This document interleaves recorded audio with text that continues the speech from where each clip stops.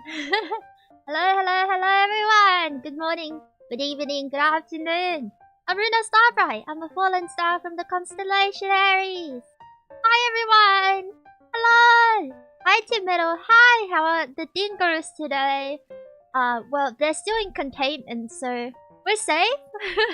As long as they don't break out of containment, we'll be fine, you know? I'm good, thank you. How's everyone? I hope everyone's doing well. Today we're going to be reading just a short story today for SCP reading. So yeah, it'll be nice and fun and hopefully relaxing. I heard that this is a very nice world-building SCP, so yeah, it should be fun to read. Ruuna, I need your blessing to give me strength to reach Grandmaster rank in Marvel Rivals. Consider yourself blessed. I bet you can reach Grandmaster rank in Marvel Rivals super easy, you know? You got this. You got this, paper. Godspeed to you. I don't know what it is with the people around me and Marvel Rivals recently, but even my friend who, like, I went on a walk with the other day, like, she was also super into Marvel Rivals, and I'm like, woman, this is why we're touching grass. Like, stop talking about your favorite sexy lady in Marvel Rivals. But it was a fun story, so Marvel Rival fans are everywhere. What would you be a Grandmaster in? Well, I'm a master in other things, you know, like Master Rizzler, Master of that ass. But I don't think I'm very good at, like, games like Marvel Rivals, because I'm very much a, like, shoot first, ask questions later person, so I feel like in Marvel Rivals I might just die. I remember playing Left 4 Dead as a young little star, and, like, I sucked. I think I don't know if it's an achievement. Maybe it's an achievement I got in another game, but I remember the most wasted bullets was one of my, like, or something similar was one of my achievements in a shooter game, because I just can't aim. Master of Rizzler? Yeah, I'm gonna doubt that. Nah, you're just a hater, paper. I'm a master Rizzler. I'll save the masturbator joke for next time, okay? You're just really good at firing warning shots. Yeah, you know what? I think you're right. I think you're right. I fired 10 warning shots and, like, none of them hit. That's what they're meant to do, you know? I guess you're right. Yeah. It's all meant to be. It's all meant to be. And yeah, little update, by the way, because I know we say we're going to do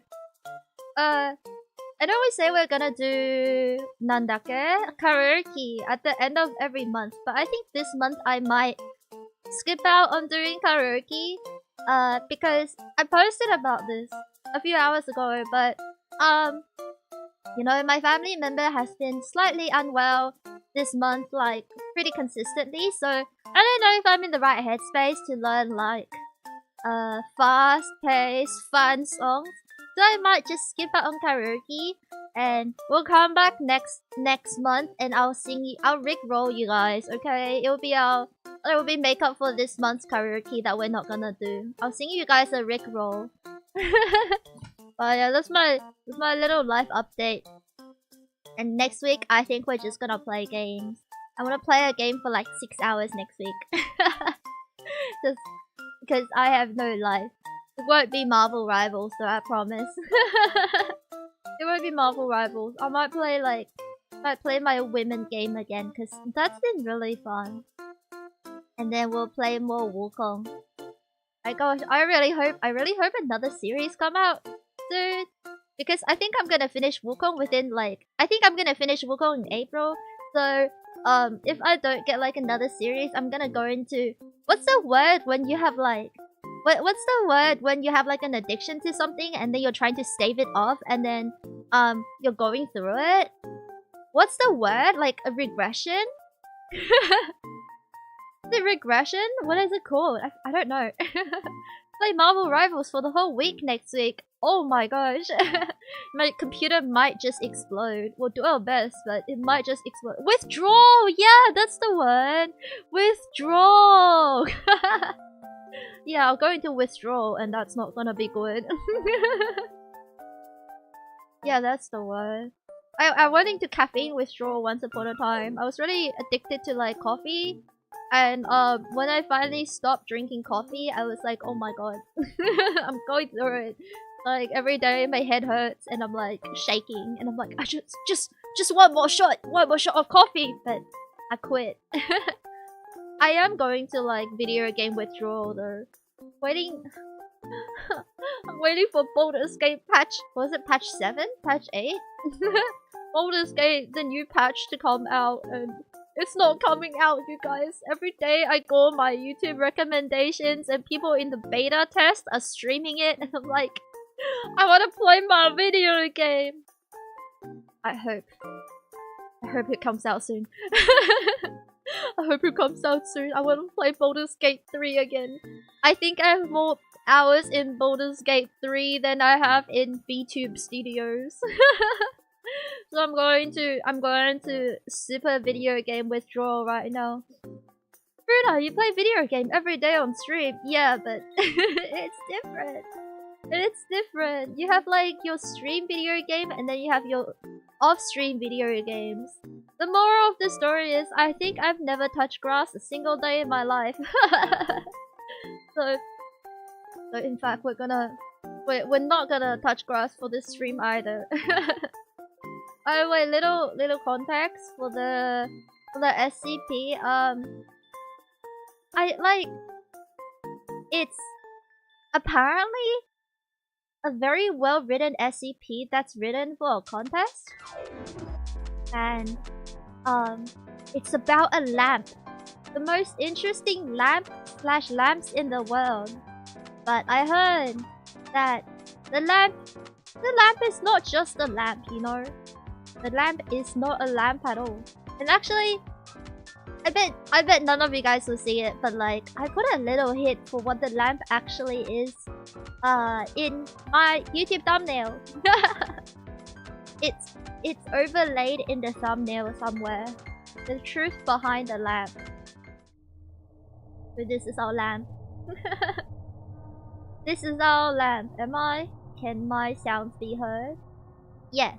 Okay. Slay.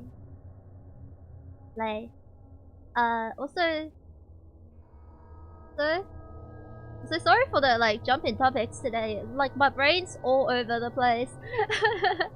My brain is super rotted today. I think it's because I slept too much. I slept like a solid 8 hours today, so I think it's the thing where like, you know, you food coma because you ate too much food, but I have like sleep coma because I slept too much. So my brain's mashed potatoes right now. They ground up stardust. Where's my video? There we go. This video. You need to we'll skip the Ruuna Starbright just chatting section and we'll go to the ADHD part of the video. By the way, for those who are like, Ruuna, why are you playing a different video in your SCP reading stream video? It's apparently because like people have like difficulty focusing in my reading streams, so I have been advised to put one of my passwords onto the SCP reading stream. I've also been advised that it's really distracting for some people, but you know what? This is why we call it the cursed ADHD version of our SCP reading. Enjoy it. For those on my horizontal streams, enjoy the Wukong gameplay as we read SCPs. Okay, I'm gonna read this SCP. It's just one for today. It shouldn't be that long. I think we'll probably go for like an hour and that's it. But should be a nice read. Yeah. Anyway, without further ado, let's read SCP-5005. Yeah, okay. Oh, ikimasu! I need to focus. SCP-5005. In the files, it says, by the order of the 05 Council, the following file is level 4/5005 classified. Unauthorized access is forbidden. And then if we scroll down more, ooh, let me make it easier for you guys to see.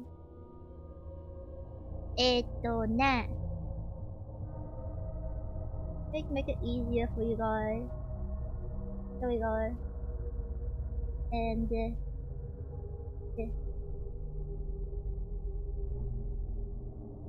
yeah, this should be easier for you guys to see. Okay, so I got rid of the top menu bar. Okay, SCP number is SCP-5005. It is level 4/5005 classified, and the object class is Euclid.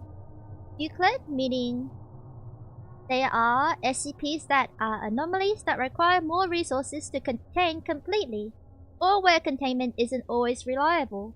Usually this is because the SCP is insufficiently understood or inherently unpredictable. And then next is, in the files, an image that I have up on the screen. It is apparently a picture of one of SCP-5005's burning lamps in the Aetherian district, similar in effect to sodium lamps but based on thaumaturgy rather than mainstream technology. Special containment procedures. Diplomatic relations with SCP-5005 have been established under the terms of Sarai Treaty. A permanent researcher is to be stationed on SCP-5005 at all times, whose presence can only be allowed or rescinded by the agreement of the project lead and two Foundation psychologists. Why do you need a psychologist? Interesting. Other Foundation personnel are permitted conditional research access to SCP-5005 with the approval of the supervisor. Access is gained via a scroton via arc from Site Q46, located in the Adzane universe on the far side of the Western Cluster. Contact your extra-universal contact for more information. Personnel are reminded that a prolonged stay in SCP-5005 may be severely emotionally taxing, and are encouraged to consider their own mental health before entering. Description: SCP-5005 is a human settlement located 3,449 Waylons to the multiversal east of the Central Reality Compass, and 87 Waylons beyond where matter is ordinarily capable of permanently existing. Consequently, it is the most remote settlement created by a sentient creature, and the most remote matter in existence. SCP-5005 is constructed on an expanse of an Earth-like substance, which acts as a fertile soil. Fertile and breathable. The extent of this expanse is unknown, as it is impossible to engage in long-term exploration beyond the limits of SCP-5005-1's light range. Hi Atticus! Welcome to the stream! Welcome to SCP-5005! We just started.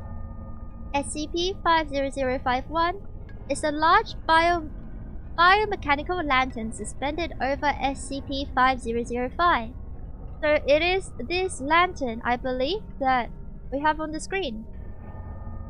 SCP-5005's light possesses a degree of reality stabilization far in excess of any other known examples, allowing for the permanent existence of matter within its light range. However, SCP-5005-1's capacity as a light source is limited and temperamental. Due to its size and distance from SCP-5005, its lux illumination is relatively low in the settlement. It is frequently described as being similar to the light of a full moon on Earth. SCP-5005-1 is suspended above SCP-5005 by a large protruding tendril, which emerges from the expanse and forms an arc above SCP-5005. The tendril is believed to be constructed from an artificially hardened and strengthened form of the expanse substance. The composition of the expanse substance is unknown. Various scholars have proposed a link to the Sriscan holochrome, which possesses a similarly unusual molecular structure. However, the archaeological record of Sriska is very limited, and no currently known Sriscan technologies could create something on the scale of the expanse substance. The residents of SCP-5005 refer to the substance as a Mahi Long, a word which has no known connection to any of the cultures on SCP-5005 and is of unknown provenance. Further investigation is required. The following is an assessment of other anecdotal. The following is an assessment of other anecdotal evidence and theories concerning SCP-5005's surroundings by Dr. Hamish Franklin, project lead on SCP-5005. It is a lamp. It's a lamp, but actually, as you may find out later, the lamp may not be a lamp. And this is the investigation by Dr. Hamish Franklin. Although the historical documentation surrounding SCP-5005's founding and history is relatively extensive, any scientific understanding of the town's surroundings or its light source remains beyond our capabilities. It is clear from the mechanical elements within SCP-5005-1 that it is a synthetic creation of an unknown civilization, but there is nothing we can find that is remotely similar to it. There are some similarities to the Sriscan technologies within the substance of the expanse, but that kind of molecular structure has its forebears in any number of universes in that cluster and beyond. Adzane, Akret, Karak. What all of them lack is anything even slightly as advanced as SCP-5005-1, which can create almost Earth-like conditions in the midst of unreality. Yeah, it's a Euclid. This is a Euclid classification. So it's not like too terrifying, I believe. It's more of a, well, you'll find out. Any number of theories have come forward. A research experiment of the old empire, a neo-Austrian birthing ground, an Adzanian horse-culling center. One biologist even thought it could be the remains of a Harkret pioneer's anglerfish. An anglerfish? These ideas are innovative but remain at best only mere speculation. Not even the populace can provide any clues. Whatever ancient people made it must be long dead now. We cannot send Foundation personnel beyond the city limits, of course, far too dangerous. And most anecdotes from the town's explorers simply speak of more and more dark, and that gradual unsettling feeling that they've been away from the light for too long. Would-be pioneers have either been driven back swiftly or have disappeared. Only one anecdote has been preserved that holds any interest for us.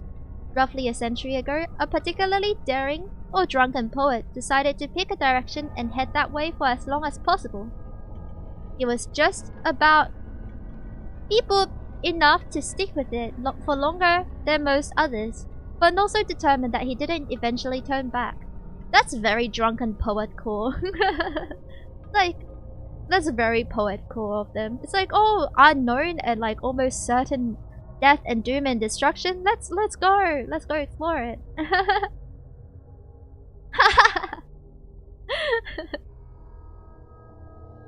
Yo, getting sufficiently entertained by the ADHD stream articles. I'm glad. I'm glad. Out there, many miles away, he happened to glance at his hand and saw it begin to unravel. In a panic, he stared across the landscape and saw a brief glint on the horizon. Thinking it was home, he headed fast towards it. But after crossing a prominent ridge, he found that he's been going in the wrong direction entirely. Before him lay a glassy orb of immense proportions, the color of milk embedded into the earth, and a faint light shone beneath its surface. By some miracle, he managed to get home. There wasn't much of him left, and it didn't take long before he expired. But his half-mad lunatic story he screamed out has stuck in the town's lore. For most of the townfolk, it remains a cautionary tale for those who might consider stepping beyond the light's edge. The following are a series of introductory essays on aspects of SCP-5005 by academics and Foundation personnel in the Soul and Orchid universes, who have studied the anomaly. These have been supplemented by Foundation logs that provide examples of the phenomena discussed. Oh my gosh, I can't believe we're reading essays in our SCP readings. It's education time, you guys. It's education time. So, number 1. History by Dr. Johannes Kobold, Level 3 Foundation Historian. SCP-5005 was founded by John Anton Delacroix. I'm so sorry if I'm pronouncing the name wrong. I'm so sorry. A noted poet from the Orchid universe and former Dragoman in the Kievan Republic. Delacroix. I need to know how to pronounce this. If I don't know how to pronounce this, it's really embarrassing. Translate. Education about horrors beyond our comprehension. Yeah, exactly. Okay, I need to know how to pronounce this. How do I say this? Delacroix. Delacroix! I was kind of right. The French people are like, you were not right, Ruuna. Delacroix! Okay. Ah, sweet, Ruuna's gonna read for me until I fall asleep. Yeah! It's night! It's story time with Ruuna Starbright. Welcome. And I hope you sleep well. So, Delacroix discovered SCP-5005's location following the dissolution of his relationship with the Strathclyde painter Emily Wolfe, leaving him in a state of extreme depression. He attempted to beep boop via arc linking, launching himself in a random direction in the hope of expiring in the non-matter surrounding the multiverse. That's an interesting way of expiring yourself, but, you know, Delacroix. Slay. Please don't expire yourself. As you know, people die when they're killed, and I don't think it's a good thing for your health, you know? Instead, Delacroix arrived close to SCP-50051. Deeply curious about the location, he blinked himself home to embark on a series of explorations of the site. He found SCP-5005 in 2107 and gave it the name Lamplight, which remains its common name to this day. Delacroix's stated intention in founding the settlement was to create a place that could provide a home to the damned, the dispossessed, and the refugee and the lost. However, the initial inhabitants were almost entirely artists, writers, and intellectuals from the Orchid universe, quickly ending Delacroix's utopian hopes for the town. He again fell into depression and disappeared in 2110. I was gonna say, why do artists, writers, and intellectuals like end his utopian hopes for the town? Are artists, writers, and intellectuals not dams and like dispossessed and lost? I thought it was gonna be some joke about like, you know, oh, like artists, like creatives, or like intellectuals have a difficult time living. I thought it was gonna be a joke about that. Well, it somehow ended Delacroix's utopian hopes for the town, and then he went, bye! Subsequent immigration to SCP-5005 has followed a similar pattern, with the majority of the town's population belonging to academic or artistic professions. Most other inhabitants are the survivors or descendants of two major influxes of refugees who took up residence in SCP-5005, a group of survivors of the Neon London in 2396, and the remnants of the tribes of the Many Steps in 2419. So it's the future, I guess. It's multiple centuries into the future. The nature of time in SCP-5005's non-matter surroundings means that human aging varies greatly from person to person. Consequently, while some visitors have undergone the span of a full human life in a single 24-hour cycle, others have shown no visible signs of aging across many centuries. This allows for an impressive range of sources for SCP-5005's history. An example of this can be found in the following interview with Sergei Osmanoglu.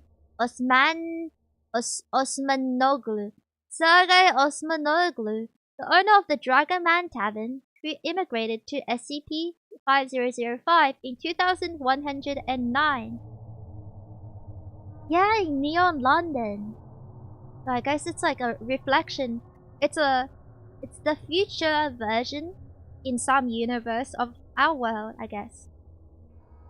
And also I have to say, if if their age varies in an unpredictable manner, depending on where they're from, or not even where they're from, it just varies greatly from person to person. It's so much potential for just doomed romances, right? Because you never know if if the person you fall in love with is going to age or not at all. It's kind of like a horrifying thought, really. Okay. Following is the interview of the owner of the Dragonman Tavern, Sergei Osmanoglu. So, the interviewer is Junior Researcher Sophia Ramirez. The location is Dragonman Tavern. On the date, November 29th, 2524. Begin log. Ramirez is sitting in the main room of the tavern at a table by a window. She has just switched on a recording device and placed it in front of her. A tall, burly man with a thick beard, Osmanoglu, is sitting opposite her. Snow can be seen passing by the window. There is a lit fireplace behind Osmanoglu. So Sergei spelled Sergei. I hate to break it to you, autistic man, but Sergei might not be a Sergei after all. They might be though. Ramirez. Thank you for agreeing to this interview, Sergei. Osmanoglu. It's not a problem. I've got time. And you pay the rent promptly. Ramirez. Okay. When did you first arrive in Lamplight? Osmanoglu says. 2109, I think. It was a long time ago. Ramirez. What was the town like then? Osmanoglu. Small. Cold.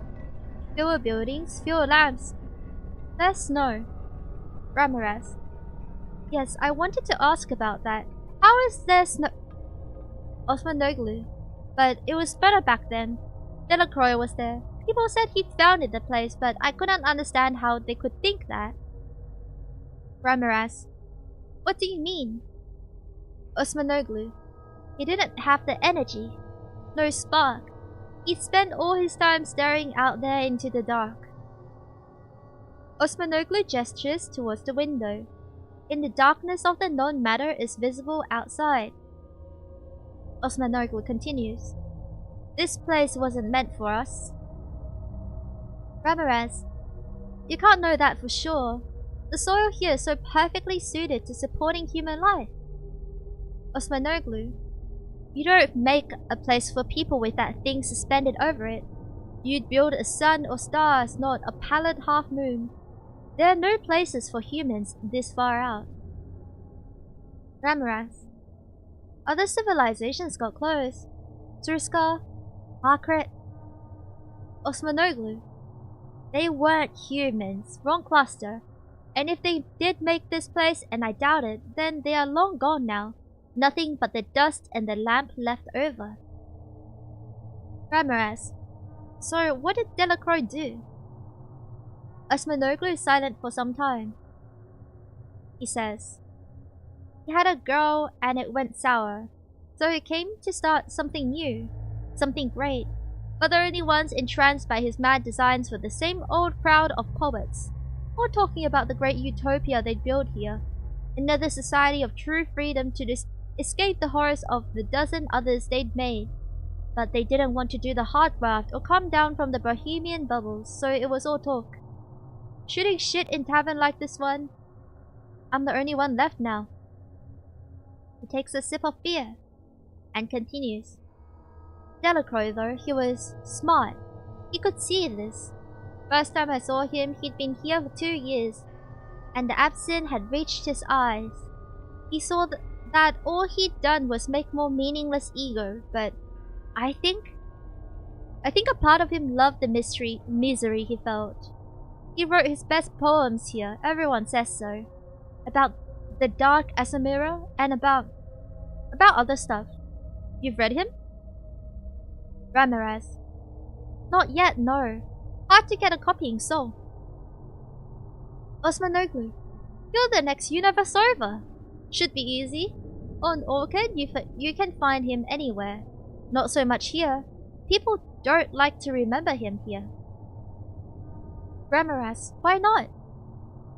Osmanoglu says. Because he talked truths the poets didn't want to hear. Or because we all know what happened to him. Oh, there are those who say he went back to Orchid, but any true lamplighter knows that he stepped into the night. The night does not give such easy answers, he used to say. I would just pat him on the shoulder and tell him it was okay, and He was not a well man, Sophia. He wanted to destroy himself, and we don't like to talk about that. Ramirez. He blew right? Osmanoglu. No, more than that. I don't think he wanted to die in the end. He wanted to annihilate the idea of himself. He'd come here and order absinthe over and over and over again, staring at me, the snow, and trying to make out shapes. Then one day he was gone. Ramirez. I see. Osmanoglu continues. You should go home, Sophia. Go back to your soul, to your foundation. This is not a place for well people. Ramirez. Then why are you here? Osmanoglu says. Someone has to care for the sick. I saw you watching Kastamonu from your window. Ramirez. I didn't know what... Osmanoglu. Tall man. Wore a greatcoat. You saw him, didn't you? Walking down the cobbled streets. He was a playwright from Devastan. Smoked those pipes, wrote with trembling hands under the gas lamps. I put fire on and keep it warm, but he hasn't been back for days. Just walked into the smoke, one foot beating a tardy march, withdrawing with the other as a faintly whistling silhouette. You saw him and said nothing. I think you'll like him in a way.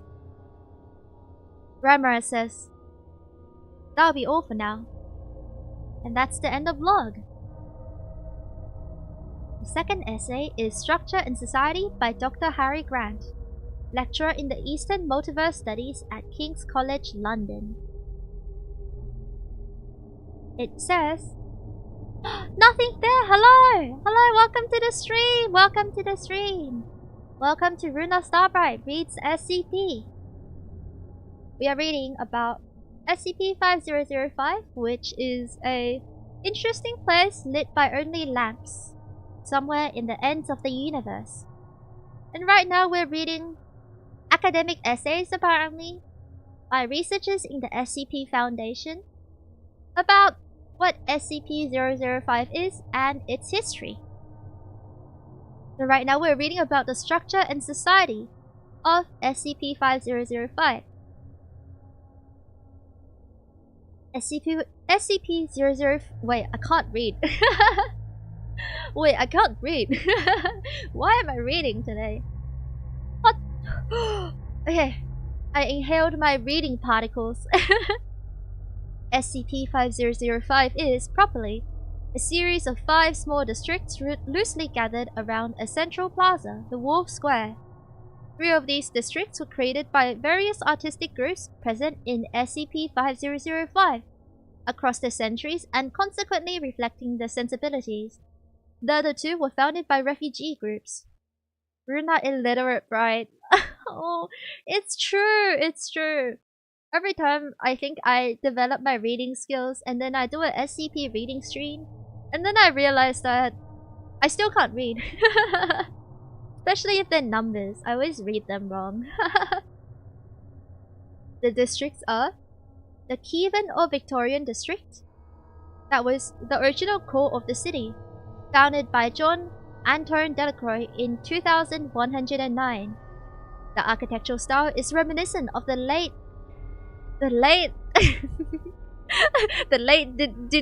Diniapurian style. Doing great, thank you. I'm doing my best. Who are you talking to? There's nothing there. You're right, nothing's there. Why am I talking to nothing's there? There's literally nothing there. How do I say this? The Diniapurian style? Okay, the architectural style is reminiscent of the late Diniapurian style, roughly analogous to a mixture of Victorian and Imperial Russian architecture in the Seoul universe, but with some oddities, such as a strict adherence to cobbled streets and the regular placement of gas lamps. The ardent romanticism of the city's founders has led to the structure of this district being deliberately disorganized. It has frequently been admired for its many communal meeting places and frequent public concerts. The Athenium district was created during the cyberpunk revival of the 2350s, a response to the horrors of the Burnt Apple War that caused severe destruction to the orchid universe's Earth.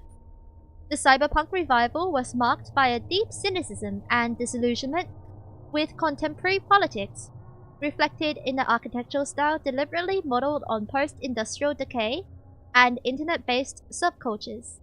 The district is thus highly architecturally varied and was renowned for its anarchist politics, which were credited with an urban and social regeneration across the settlement.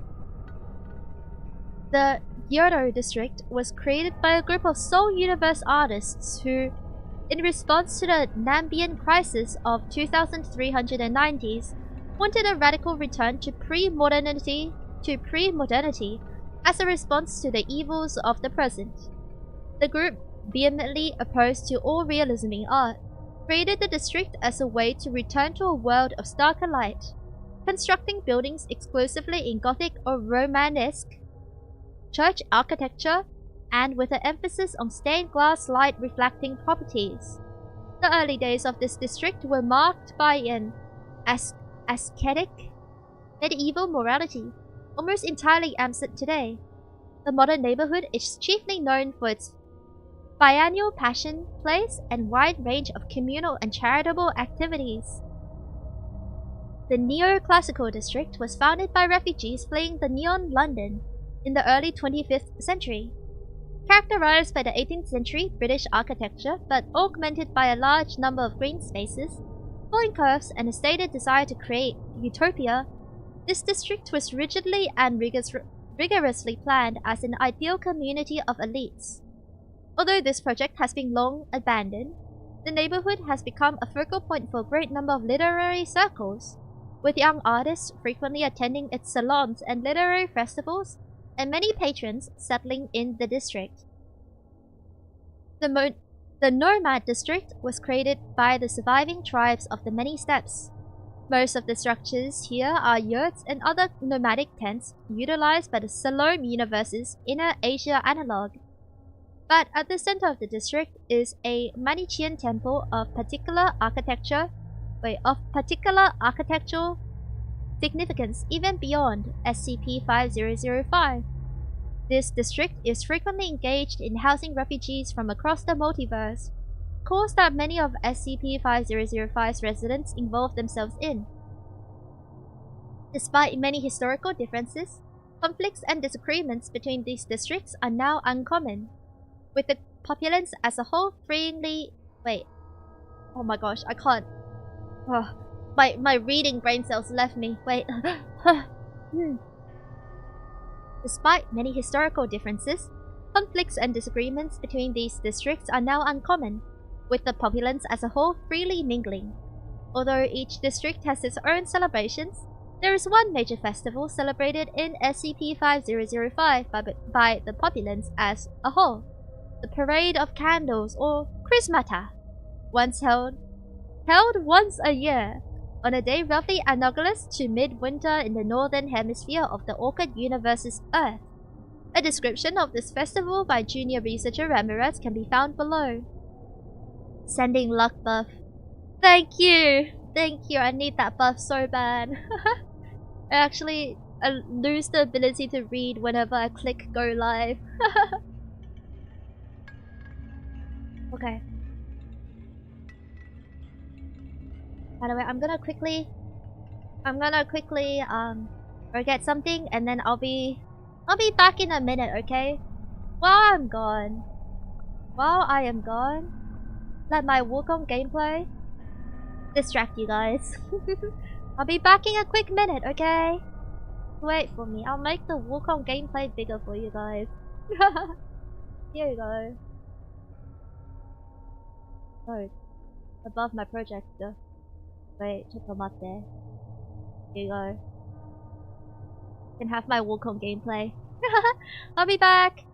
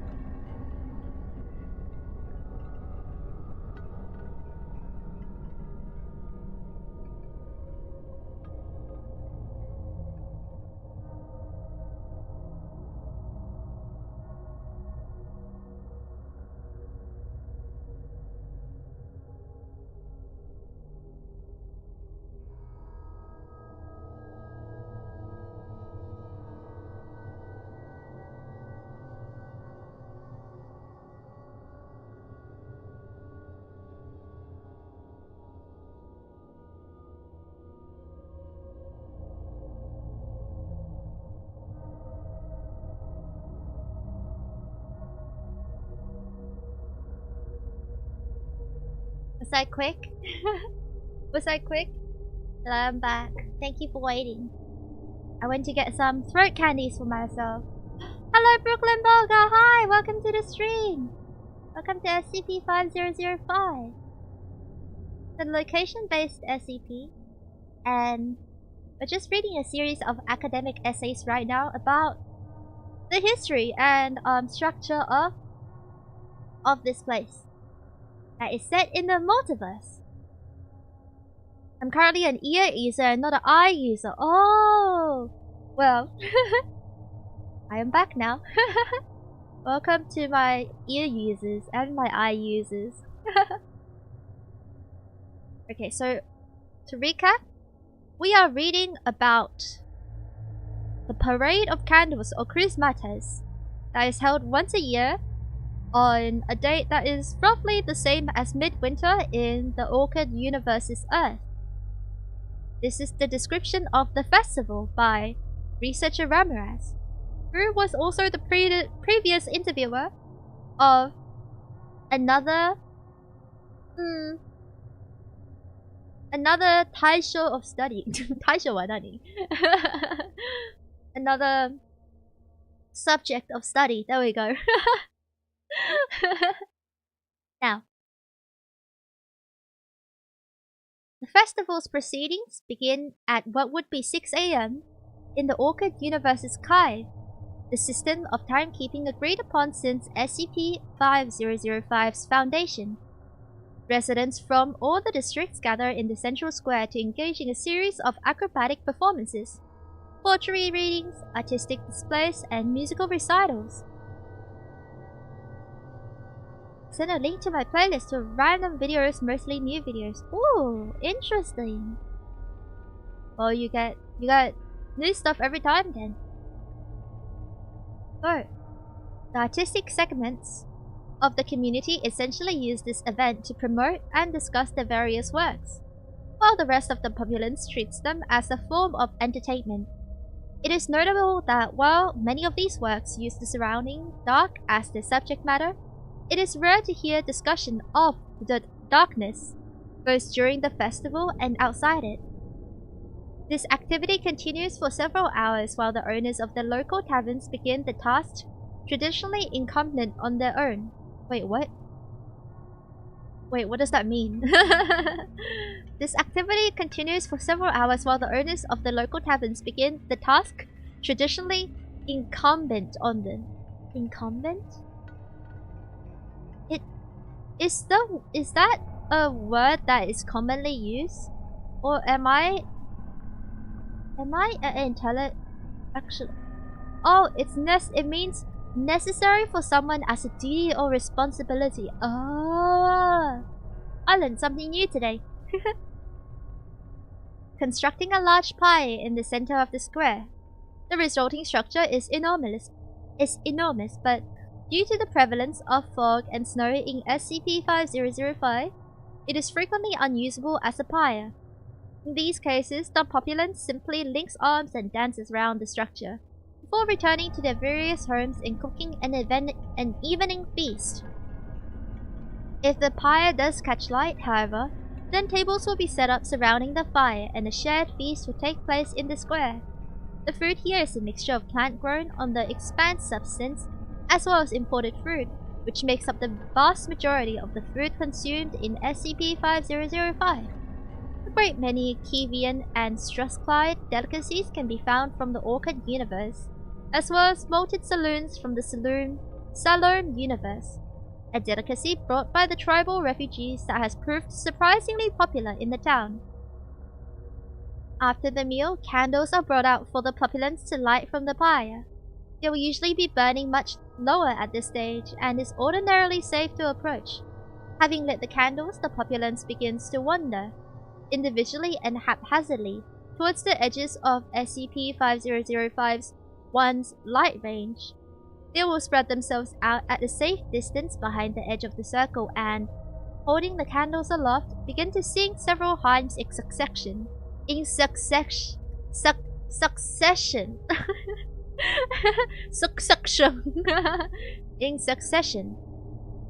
The year's hymns are voted on during a town meeting. They are primarily from the Orchid universe, but some Soul and Salome songs are sung. There are also usually a reconstructed Thriskan song added as a part of continuing superstition that the Thriskan created SCP-50051. The singing is not impressive, as one would expect from hundreds of people spread out across a very large distance and with little training. Other observers have called the effect charming. It seems to me to be reflective of the almost monomaniac obsession that the denizens have with light and the fire motif, present in so many artistic works and important to their conversation and culture. It is a bizarre and disturbing fact that so many travel to understand, or to be inspired by SCP-5005's non-material location, but end up ardently embracing the familiar trapping of home. That's true.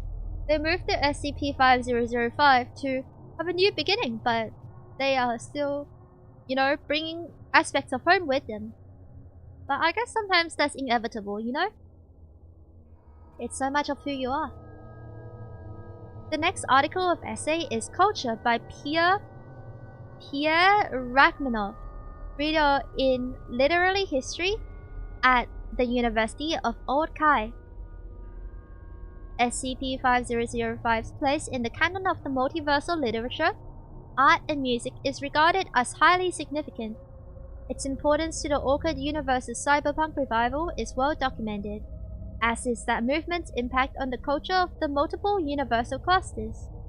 Perhaps less well known is the sheer scale of artistic figures who have lived in or been inspired by SCP-5005. The Dragoman, Firefall, and the old Sriskan taverns have all seen the formation of a number of significant literary circles. The renowned 22nd century poet Fernand Bourges was deeply affected by SCP-5005, writing his famous poem The Hearth of Baudelaire, an Ulysses-like attempt to portray the common life of the city's inhabitants as a large-scale epic. Martha Vintage's historical novels, all concerned with Sriskan and Harkritian family settlings on the edge of space, are thought to have been inspired by her stay at the Firefall. But the most famous literary residence is still Delacroix, whose influence over the writing of the whole of the Western Universal sectors is incalculable. The unique moonlight effect of SCP-5005-1 and the sense of community in the settlement have been portrayed numerous times in the visual arts. The Franco-Salomine painters Claude Karakorum, Mohamed Watteau, and Francisco de Chaves were all drawn to SCP-5005, with Karakorum's piece Delacroix's Bedchamber being among the most famous artworks of the Western sector. The musical influence is less easy to trace, but a great many noted composers have made visits. Marius Konigsberg's Prismata Symphony and the Chia and Frost Heptet were both composed during his stay in SCP-5005. It is notable that the pieces of temporary visitors or recent immigrants to SCP-5005 are almost invariably focused on the non-matter surrounding of the settlement, while those of long-term residents are often fixated on the community, light, and sensual pleasures. Various explanations have been given for this disparity in subject matter. Many short-term residents state that they came to SCP-5005 expressly to see the non-matter, and that anything else is simply a distraction, deterring from a proper exploration of the location's mystery. Longer-term inhabitants often talk about the pointlessness of examining the non-matter, or believe SCP-5005's purpose is to act as a beacon against non-existence. The unexplained weather conditions in the settlement are never mentioned, with a single exception discussed in Dr. Franklin's essay below. The following is an interview between researcher Ramirez and the famed Soul Universe poet Joan Lemire, who settled permanently in the town in 2276. It is included here to give a sense of the perspective of many longer-term inhabitants of SCP-5005. This essay is, again, written by the interviewer junior researcher Sophia Ramirez, located outside of Firefall Tavern on the date December 12, 2524. Begin log. Junior researcher Ramirez is walking toward the back entrance of the Fireball Tavern, which opens onto a wide cobble street on a slight incline. Fog can be seen all around, obscuring the rest of the street. The sounds of revelry coming from inside the Firefall can be heard. A man in his 20s, wearing a long thick greatcoat, is smoking a cigarillo outside the entrance. Ramirez approaches him. Ramirez. Hello? Joan Lemire? Lemire. The very same. You're that Foundation girl, aren't you? Staying at the Dragoman? Ramirez. Junior researcher Sophia Ramirez. Lemire. What a lovely name. I can only presume, given that recording device on your shoulder, that you have come to interview me. Ramirez. If we could step inside... Lemire. I prefer to stand here. They are bright and merry in there. I'll wait until the fire is lower and the company is more selective. Let the young have their fun. Ramirez. How old are you? Lemire. 278. Don't look it, do I? The perks of the city. I've aged 6 years in the time I've been here by my count, but nobody ever comes here for eternal life. Ramirez. I've been wondering about that. Lemire. It's because it doesn't feel as it's meant to. You don't feel like you're living longer, just that those years have been spread out longer, like skin stretched over a drum. You never develop properly. Ramirez. Your riding has? Lemire, I didn't think anyone in Salt had ever heard of me. Ramirez, well, if I'm honest, it was your work that first drew me here. You're unusual. Your later stuff talks about fire and light, but with much more craft than most of the other long-termers. Lemire, you like the newer ones then? Ramirez, I do quite like them. Lemire, but you like the earlier ones more. He sighs and stuffs out his cigarillo. Everyone likes the early ones more. They don't understand why someone would come to Lamplight just to write about the things in their own lives. To them, in the Kivian salons, this place is just a wild frontier, the mystery beyond mysteries, the edge of all creation. They want something wild, not something homespun. Ramirez, isn't that natural? Lemire narrows his eyes, thrusting his hands in the pockets of his coat. Do you write at all? Compose? Ramirez, I play a little violin. I write some stuff in my spare time. Lemire, but that's not why you came here. You came here to solve its mysteries. Ramirez, it has so many. Lemire, you're barking up the wrong tree, girl. You won't solve anything. You should go inside. Ramirez, I'm fine. I'm not here to party. Lemire, then there's your mistake. I've seen so many like you come through here. You've read Delacroix? Ramirez, I recently acquired a copy. I haven't read much yet though. Lemire, it's his last poem that, if not understood, then at least got some glimpse of this place. Rough, almost like a regression into juvenilia. But the only thing he wrote that really threw a light onto the bright young things that came here, full of opium and dreams. You think people come here to see the dark? They come here because they think they should. They think inspiration is full of the external, the depths of the human soul, and the ravaged passion of the age. It's not. Inspiration is the dust on a wainscot and the smell of barley, the warmth of heath, Ramirez, there is an infinite dark outside, a light that should not exist above. Why should I come here to play the fool? This town shouldn't exist. Lemire, it was always going to exist. This place is inevitable. Ramirez, what does that mean? Lemire, why did you not help Castormonu? Why did you not help Castormonu? There is a pause of several seconds. Lemire, you drink same as me and the rest, but you drink ice-cold gin in the silence of your room. You spend hour after hour puzzling, typing, working through things.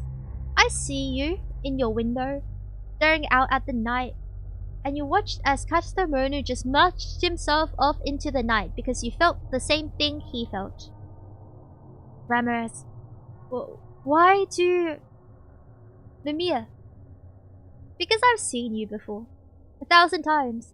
The artist falling on his paintbrush as a sword. The writer who sees God in a grain of darkness. Sometimes I stop them, but mostly they ignore me. The wisdom of youth and all that.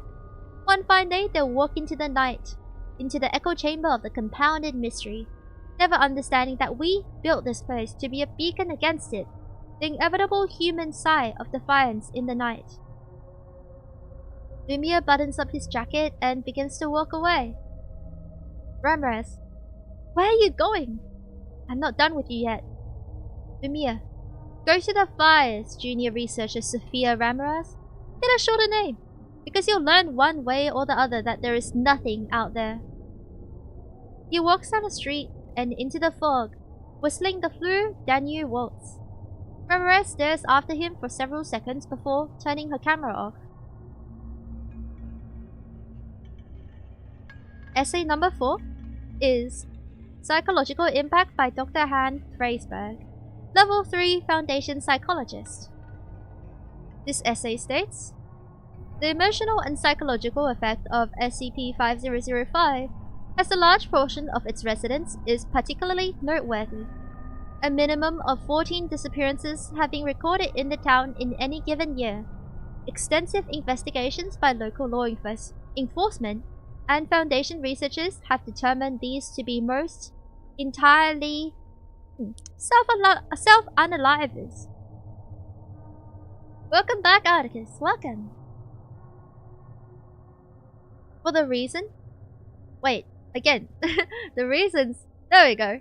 The reasons for this disappearance rate in a town of SCP-5005 size, with its generally high standards of living, are not wholly clear.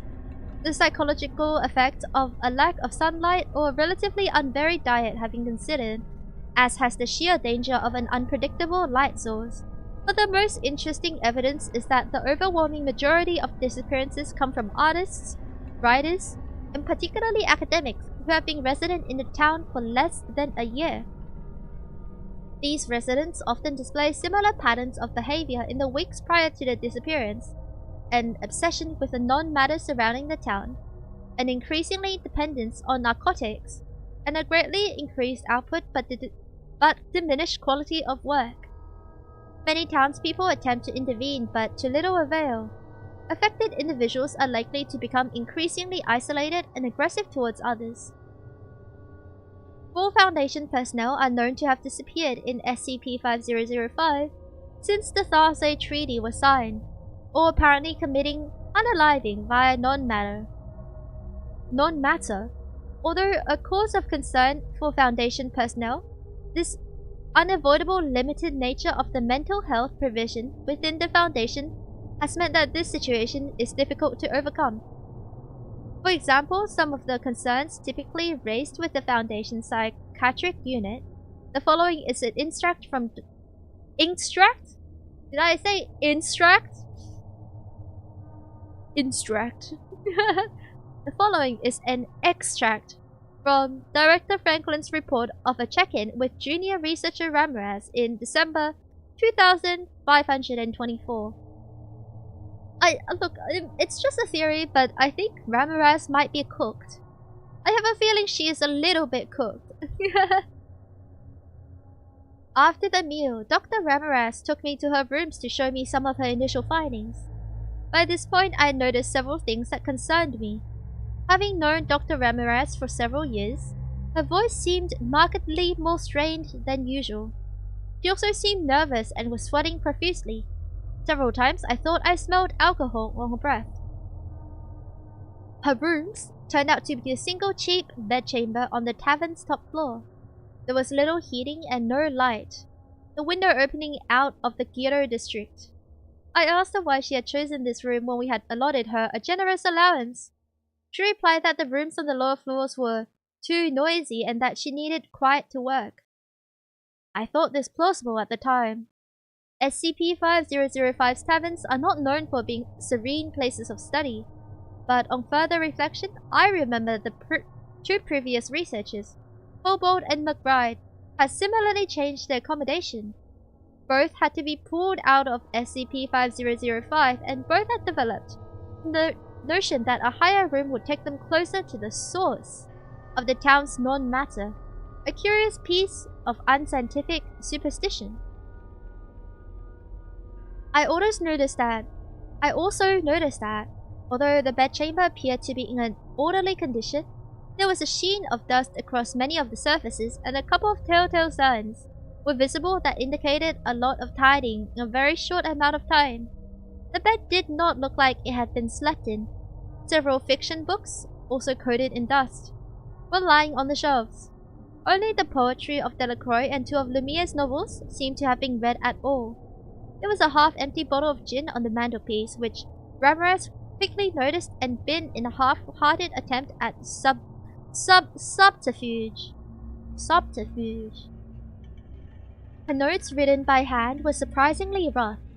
She seemed to only use the digitop for forwarding her data to us. This haphazard organization went some way toward explaining the decreased quality of her work, but the odd breaks in writing tone and the lack of professionalism in interviews still had to be answered for. By this point, I regretted letting the other projects take my attention away from SCP-5005. I sent Sophia here because of her well-demonstrated resilience and reliability, thinking I could leave the town's research in safe hands. However, it has become abundantly clear that the effects this place has on the human psyche are not so easily predictable. I asked a few gentle questions about her life here. Had she been blending in? Was she enjoying the local culture? And it did not take long for her to become paranoid and resentful of my presence. She openly mocked the townspeople for being rural, believing their cultural traditions and community were worthless in the context of the surroundings. Hi Sidor! Welcome to SCP reading! We're reading some academic essays right now about SCP-5005 and its culture and its background. Right now we're reading a psychological interview of researcher Sophia Ramirez, whose psyche has been changed by her stay on SCP-5005. So she openly mocked the townspeople for being rural. Oh my gosh, Susie's here as well! You know what she's saying makes sense? Susie's agreeing. Welcome you guys! Welcome to SCP! Now, she mocked the townspeople for being rural, believing the cultural traditions and community were worthless in the context of the surroundings. She lamented the lack of curiosity in SCP-50051. The expanse and the surroundings non-matter. To my surprise, she also displayed little interest in Lumia's writing, something which had previously been a passion of hers, and actively disdained Delacroix, calling his last poem irredeemable shit that understands nothing. She what? Oh my god, Delacroix! She's changed. She's changed a lot. She went from like Miss Professional to resentful and unprofessional. By the way, SCP-50051 is this lamp I have on the screen. Is it a lamp? We don't know. The true nature of her interest rapidly became apparent. She had devised a schema based on the angles of SCP-5005's light to find a location where the bizarre laws of physics would allow someone to see the entirety of the expanse, which SCP-50051 rests upon. She had done an extraordinary amount of research, pinpointing this supposed location to the exact spot and designing a craft she believed would safely transport people to and from this place. It was madness, and I told her as much. This location was so far out that no craft, however well designed, could keep its occupants alive for the return journey. She did not want to hear this, and it became clear that she did not desire my presence any longer. I did not tell her about my intentions to recall her, fearing this might damage her emotional state much further. Still, it is my unambiguous recommendation that she be replaced in her post as soon as possible. SCP-5005 may not have a great deal of exploitable materials within it, but we still don't fully understand the town, its mysteries, its strange lure for artists and writers, or the nuances of the local nature, of the local culture. It is not an easy assignment, and it needs a great deal more attention than we have hitherto given it. Number 5 of the article is Fuso Research by, again, Director Hamish Franklin. The result of these many aspects of SCP-5005 is that the Foundation has a number of potential research directions. While the cultural and social aspects of the town remain important, and their relations to the landscape in particular remains an unresearched area, it is the physical questions that are most pertinent. The identity of SCP-5005's creators, and the reasons for doing so, its mechanical workings, and the nature of the expanse surrounding the town. One final notable abnormality is the unusual weather condition of the town. As the Orchid universe lacks heavy snow and fog, this has often been considered one of the key attractions for initial settlers. Its origin and source are entirely unknown, however, and very few credible theories have been produced to explain it. Originating at a point somewhere above SCP-50051, the snow falls regularly enough to keep the town covered in a thin layer at all times. The source of the fog is also unclear, but in both cases, The weather conditions appear identical to those found in Sol and similar universes. Awaited what is this VTuber saying? Just learn how to read, VTuber. Oh my gosh. A related problem is near complete absence of these conditions in any literary or artistic works. Researchers have noted that the townspeople rarely discuss it, often appearing dismissive and frightened when it is brought up. Researchers themselves have openly stated after leaving the town that the weather made them feel uncertain or lost. Extensive testing has ruled out the possibility of any mimetic or cognitohazardous effects. So it's just the weather. I guess it makes sense. If it's always like dark and cold and snowy all the time and foggy, that's not great for your brain, you know? As mentioned above, the only known creative work to discuss these conditions is the final poem of SCP-5005's founder, Jean-Antoine Delacroix. It is written in a much more modernist style than Delacroix's other works, and does not display the same technical mastery. This may partly be attributed to its status as an unfinished work, found written on his desk the morning after his disappearance. It is reproduced entirely. Wait, oh my gosh. Please, just read the words, Ruuna, just read the words. It is reproduced in its entirety below. This is the poem by Delacroix. Cold entrance cuts the mountain where I buried you. Salt and brine whispered down the waterways of ash where you ran, laughing. That mouth made twist turn bitter. Here on the edge of human eyes, I stare into the mirror of the dark.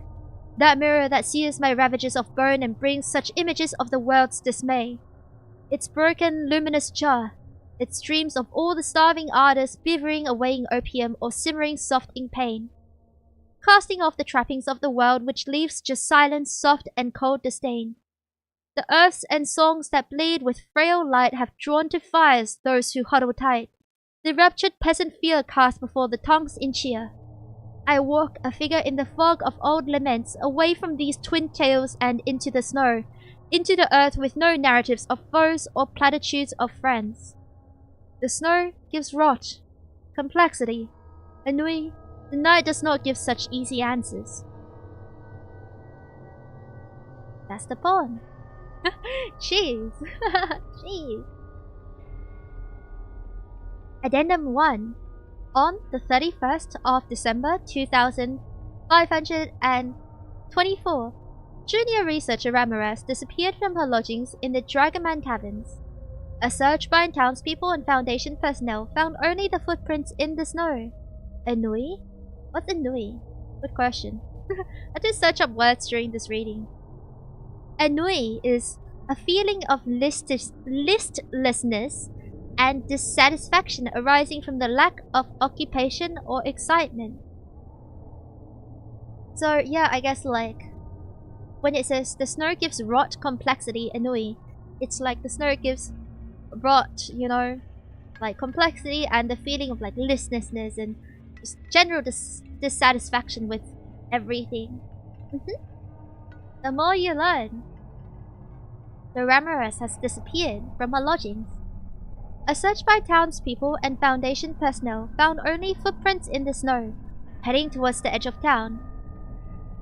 So, by the way, if you go out of the light in SCP-5005 into the darkness, you either go mad or bad things happen to you, or you just never come back. Because the darkness is the unmatter, I believe. Rotting of the spirit, yep. Yeah, I have twin tails. I do. It's a cute asset I made after I played Misao, because like Misao had the protagonist in Misao had twin tails. So it's like, you know, it'll be cute to have like twin tail Starbright. So I made it. I still need to make a different hairstyle with like the Asuka kind of hairstyle. It's like a half up twin tail, but I'll get around to it. So yeah, SCP-5005 is the plane / like universe where they exist. Hello, Max Hunter, welcome to the stream. Welcome to SCP-5005 reading. SCP-50051 is the lamp. So, we don't know the origin of these lamps. We don't know where these lamps come from. There is a speculation that these lamps may have been made by a previous settlement who are now all gone. But that has been just a theory so far. That hair, yeah, thank you. Tried a new hairstyle today. Gotta switch it up, you know? I like it, actually. I like how bouncy this hair is. I think I did a good job drawing it. Did I miss anything beside SCP hijack? No, you haven't. I think we're actually nearing the end of... We might be nearing the end of our SCP reading. Our main researcher has disappeared. He's been consumed by the darkness of the SCP. How come there's a video on the top right? Okay, so in my previous SCP streams, there are people who are like, oh, I can't pay attention, I can't focus. And then we joked about it, and then we're like, what if we just put one of my previous VODs on the top right? It's like Subway Surface for like the people with ADHD. So yeah, the top right is my Subway Surface videos for people who can't for people who can't concentrate for a reading stream. It's just there. I usually put my Wukong streams up because it's a lot of action. I've been told by Mihao that it's distracting, but also this is the cursed ADHD video version, so I don't know if it's actually good for retaining attention. I just think it's funny. Yeah, Subway Surface brain rot style second video. Yeah, it's for the brain rot. It's good to be a reader. And I also put the text up as per suggestions because some people want to read along. I'm glad for the accessibility. Yeah, I think actually putting the text up helps a little bit because sometimes I like when I clip my videos, I have to guess what I'm saying because I don't understand what I'm writing. What I'm saying. I don't understand myself. Hey, those are the lamps I bought from the lamp store. Forgot where I put them. Oh no, tin metal, watch out. Your lamps aren't actually lamps. I thought that was a victory video. It was the yellow long. No, we still haven't beaten him yet. Check. But I wish I beat the freaking yellow long. Oh, I think this is the video where I get cheated on by that guy, and this is also the video where I beat the Scorpion King in my first try, and also the video where I spent like 3 hours on the yellow long without winning. All in the same one video. But yeah, welcome everyone. I'll continue reading the SCP now. Ramirez is gone. She's gonzos. I think she's cooked. So, on the evening of January 1st, 2552, a signal received from a temporary monitoring station set up upon SCP-5005. It appeared to show video footage from junior researcher Ramirez's shoulder cam at a point in the known matter. Analysis of the footage showed that it had been transmitted several hours earlier from the location specified in her conversation with Director Franklin.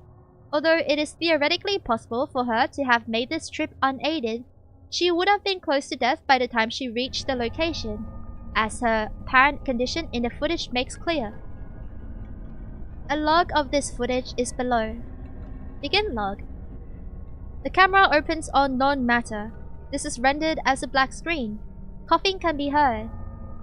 Ramirez. Told you, Hamish. I told you. You stood there and you were wrong, and I was right, and then she does some ASMR. Ramirez. But you won't guess. You'll never guess. The camera turns. In the distance, SCP-5005 can be seen. Beneath, SCP-5001. The light of SCP-50051 refracts across the known matter in a way which shows the entirety of the expanse. The expanse is revealed as the corpse of an augmented Arcretian anglerfish. Remember how we said earlier on that there's a theory that SCP-5001 may be an anglerfish? Well, it is the corpse of an augmented Harcretian anglerfish. Most of the body has been eroded by non-matter, but the face and jaw are clearly visible. SCP-5051 can be clearly seen as the eschar of the fish, the lure anglerfish possesses to attract its prey to them. Its eyes, possessing a milky white color typical of anglerfish, are also visible. Ramirez can be heard laughing hysterically for approximately 30 seconds. This is then interrupted by coughing. Blood can be seen floating in front of the camera. Ramirez. That's it, isn't it? The end of the line? The puzzle box complete. Just the dying corpse of Harcourt's pioneers. There is a pause after which sobbing can be heard. I wonder if they died there or ran away or found something better out here. I wonder if... Further sobbing can be heard for 12 minutes before fading away entirely. Fog and snow can be seen approaching from the sides of the camera, gradually obscuring its field of view until nothing visible remains.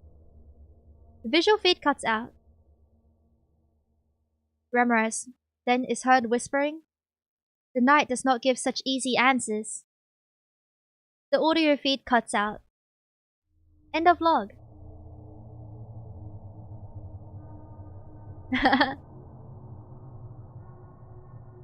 Don't know if you like nitpicking, but for fluency you can say that entities such as 5005-1.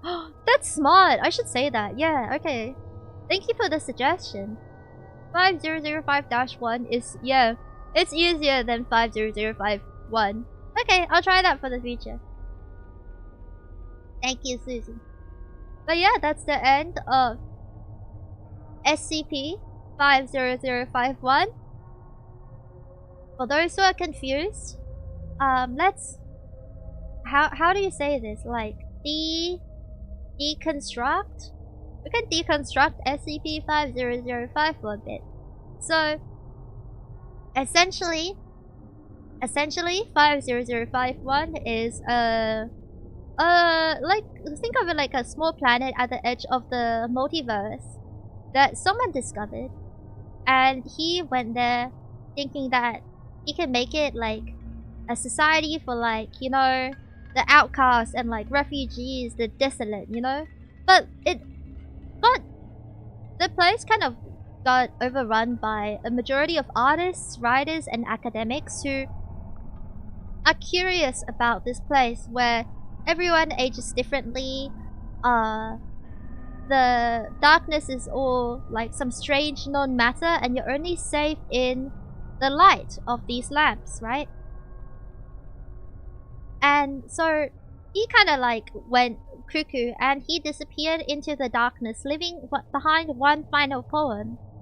And ever since then, researchers, artists, you know, musicians even, all flocked to SCP-50051 to try to discover the truth behind this strange place. So there's something very like interesting about how so many people have dedicated the time to this place, the time in their life. Like, something about the romantic nature, I guess, even of this strange, like, mystical entity made them dedicate their lives to writing academic articles and literature and poems and music about this place. And in the end, it's just a fish. Yeah, it's like all those movies where they tell the main characters to not go there, but they actually shouldn't go out there. I know!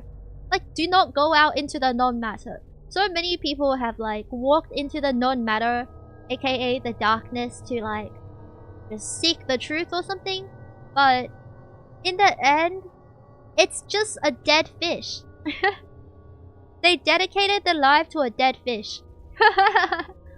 It's the story of SCP-5005. In the end, it was just an anglerfish. It was just an anglerfish all along. So yeah, I guess it's a very interesting story about like what you should dedicate your life to and not. It's like if we go back, right, to the different districts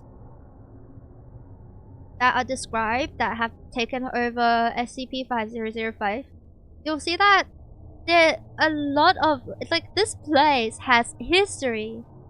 You know, where people created whole art movements around this place in different districts, like as a protest or something.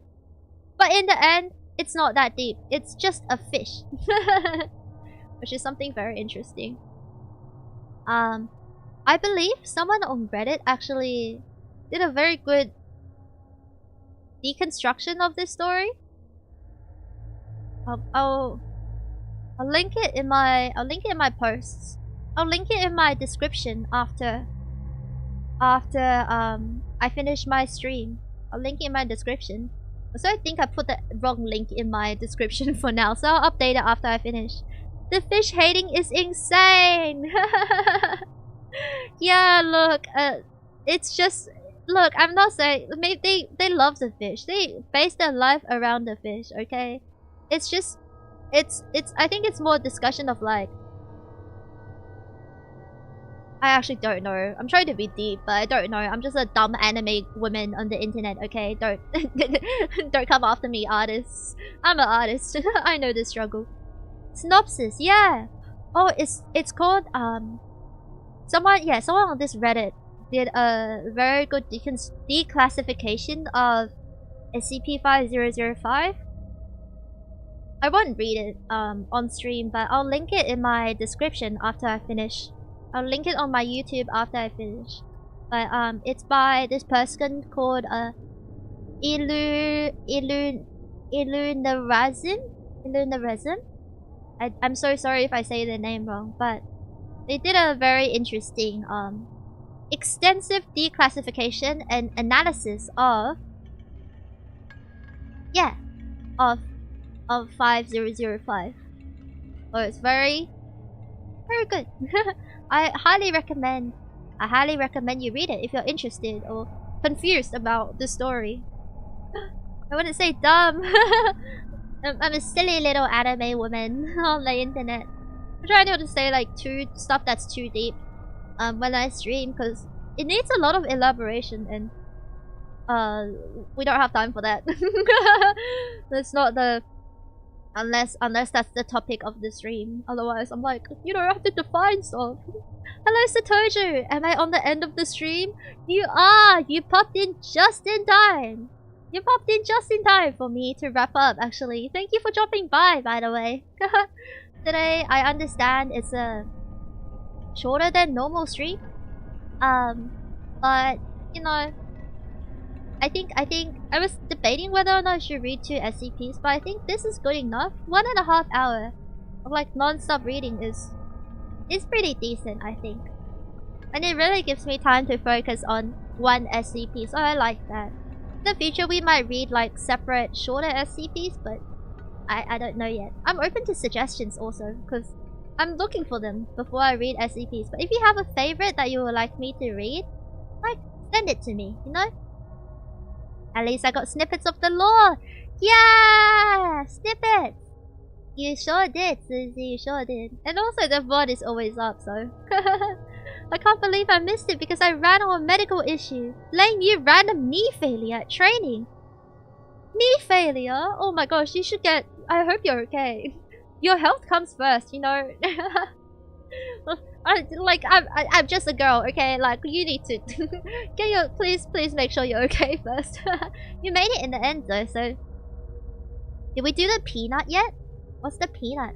Okay, wait, let me go into just chatting. Oh, should I go just chatting? No, it's okay, we can do it here.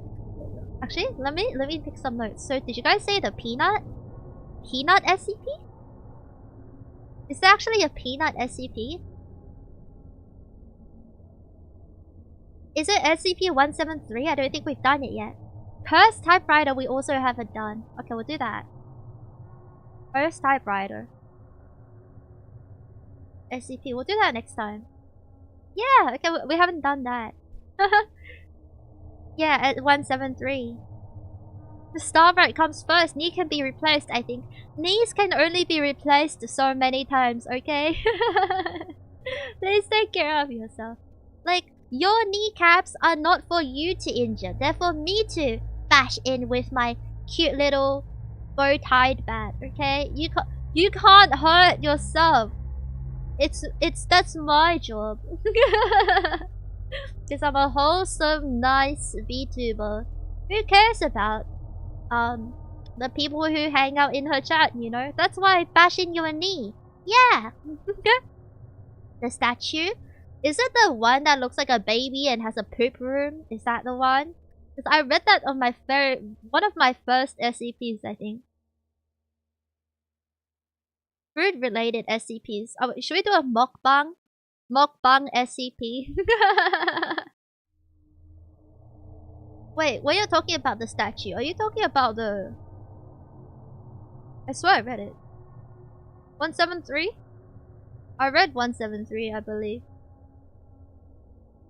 Yeah, I read 173. Like, I think it's one of my first SCPs I read. Candy SCP. Ooh, candy SCP? Yum. Would you eat yummy candy if you know it's candy?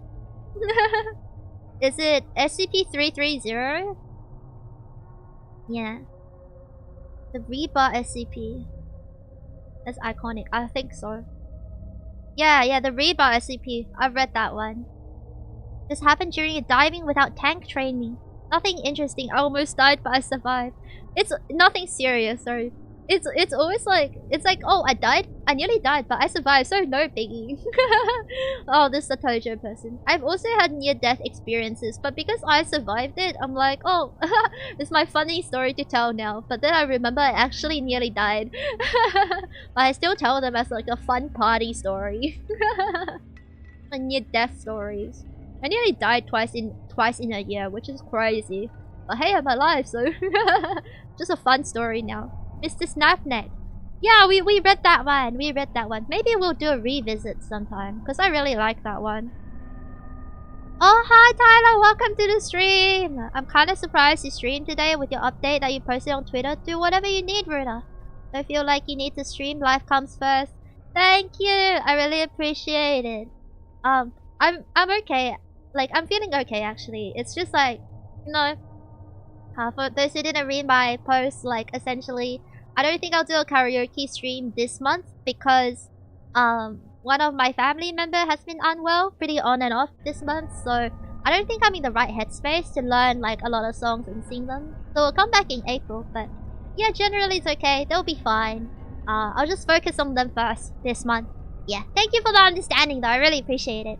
We'll do some chill games next week, and it will be really fun. I actually think streaming is like my getaway, so it's good. Should definitely do a mukbang SCP reading and gaming at the same time. Oh my god, you think I can game and read at the same time? You think I can run my mouth and like play a video game? There's an SCP franchise that makes evil products. Very illegal, very interesting. Ooh, now that's fun. Yeah, let's do a mukbang series. One of the SCP's Foundation's worst enemies. Oh my gosh, I have so many tabs open right now. Evil franchise SCPs. Okay. I'll look that up. I'll look into that. That's very interesting. 001. Oh, SCP-001. Okay. Wait, have I read this? Have I read this before? What mod there? Did I? It's like the link is purple when I click it open, so I wonder if I read it before.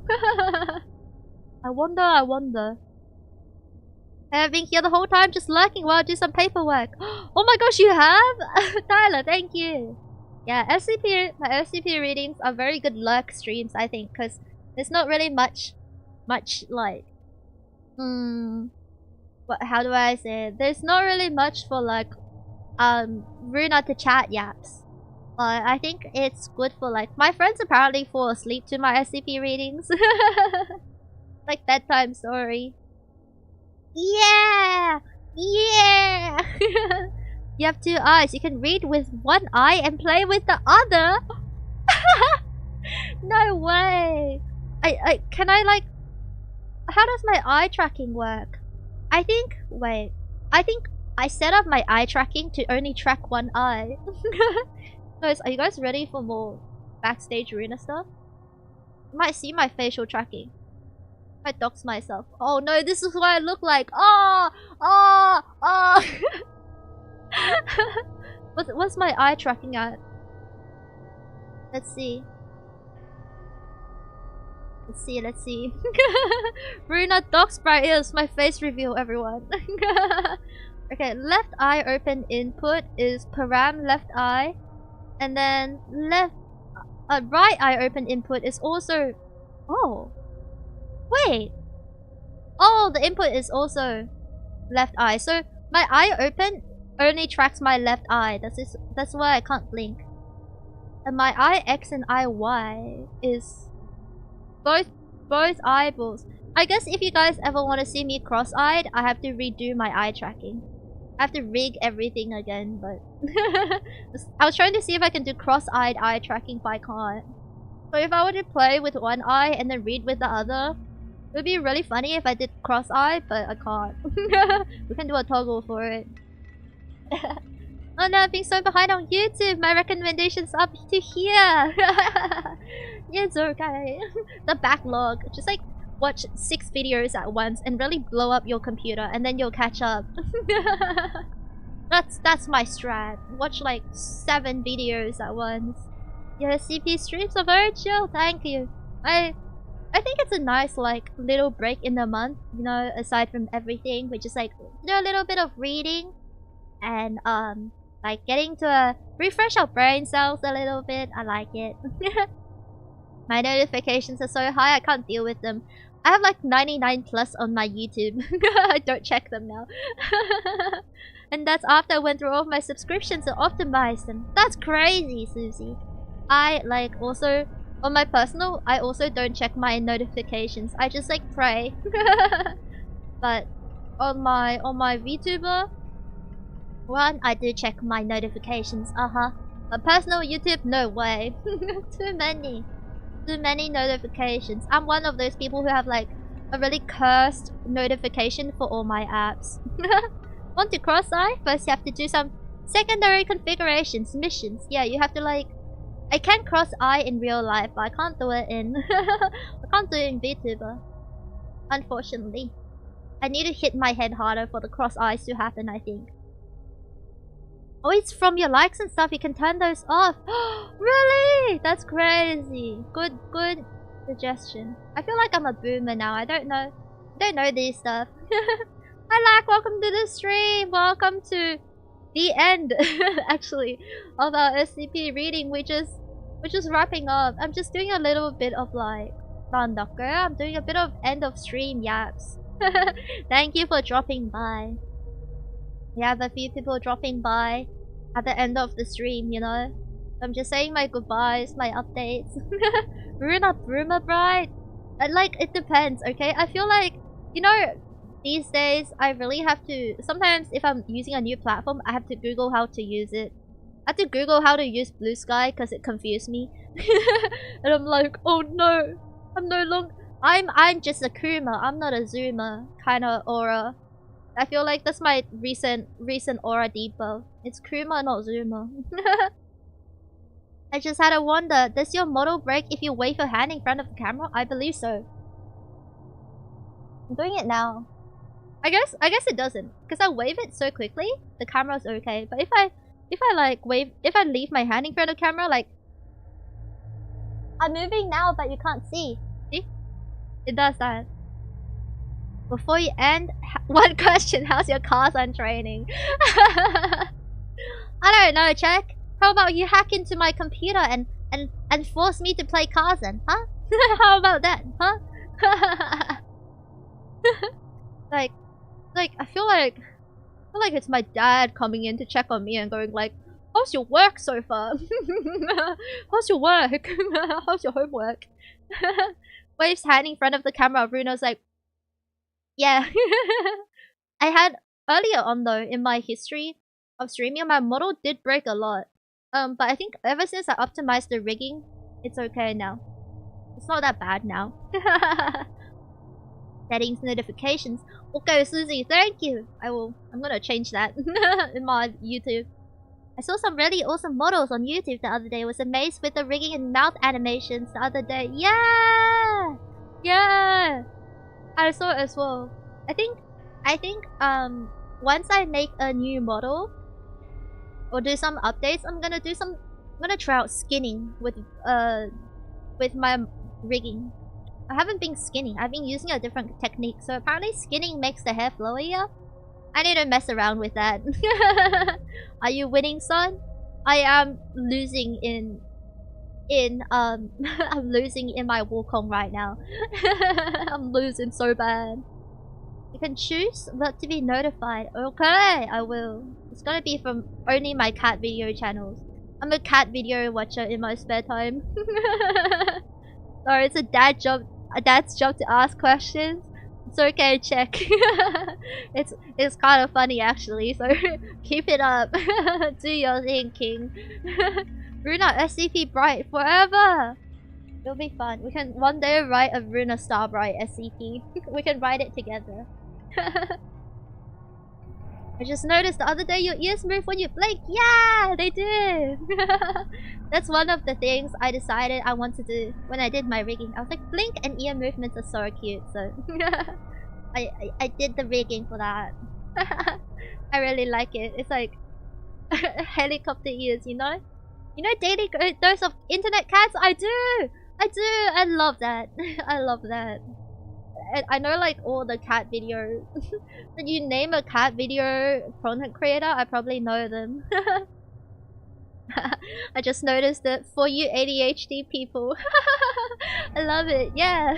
Thank you. It's for you ADHD people. The funny video.